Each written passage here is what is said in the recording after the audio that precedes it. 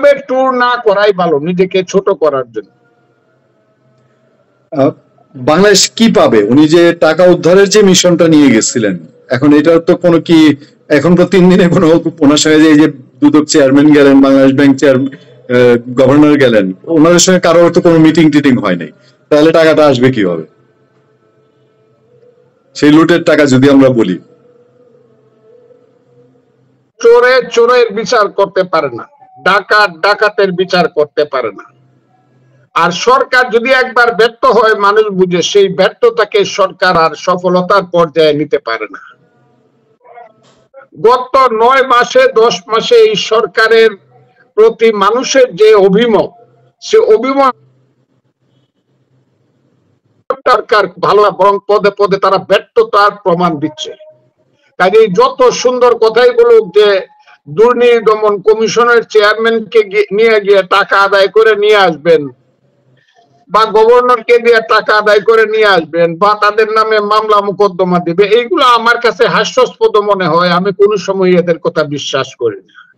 আমি যেমনি বাংলাদেশের চোর কারা কারা কারা চুরি করে, আগে যারা চুরি করছিল তারা পালাইছে, এখন যারা চুরি করতেছে তারা তাদেরই প্রতিনিধি, কারণ তাদের মন্ত্রণালয় বা তাদের উপদেষ্টা পরিষদের মধ্যে অনেকের নামে এখনো ওই আগের চোরদের মতো তাদের নামেও অনেক বেশি কথা শোনা যাচ্ছে, যেটা বিশ্বাস না করতে পারলে আমার ভালো হতো।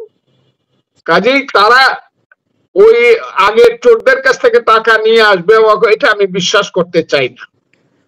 তারা এইটাকে বাহানা হিসাবে তৈরি করে নির্বাচনটাকে প্রলম্বিত করার একটা চেষ্টা করছে, কিন্তু আজকের প্রেক্ষাপটে প্রলম্বিত করার মতো অবস্থা আছে বলে আমার আর মনে হয় না।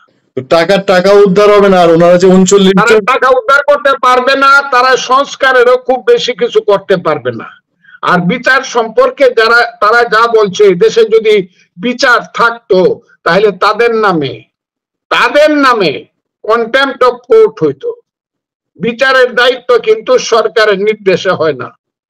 বিচারের দায়িত্ব, আমি আর একদিনও বলছি, বিচার করে বিচারক, with all the procedure of penal code and law. কাজেই সরকারের ওখানে নির্দেশ দেওয়ার কিছু নাই কিভাবে বিচার করবে, কারে ফাঁসি দিবে, তাহলে এটা বিচার না, তাহলে এইটা বিচারের নামে অবিচার হবে।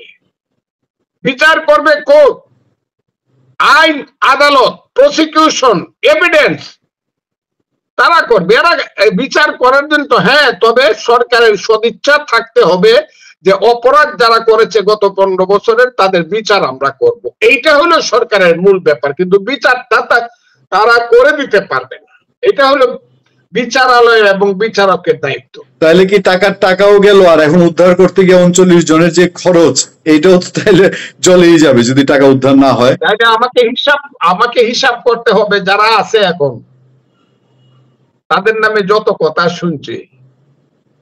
আমরা সবাই সমান পাপী, আপন পাপের বাটখারা দিয়া অপরের পাপ মাপি।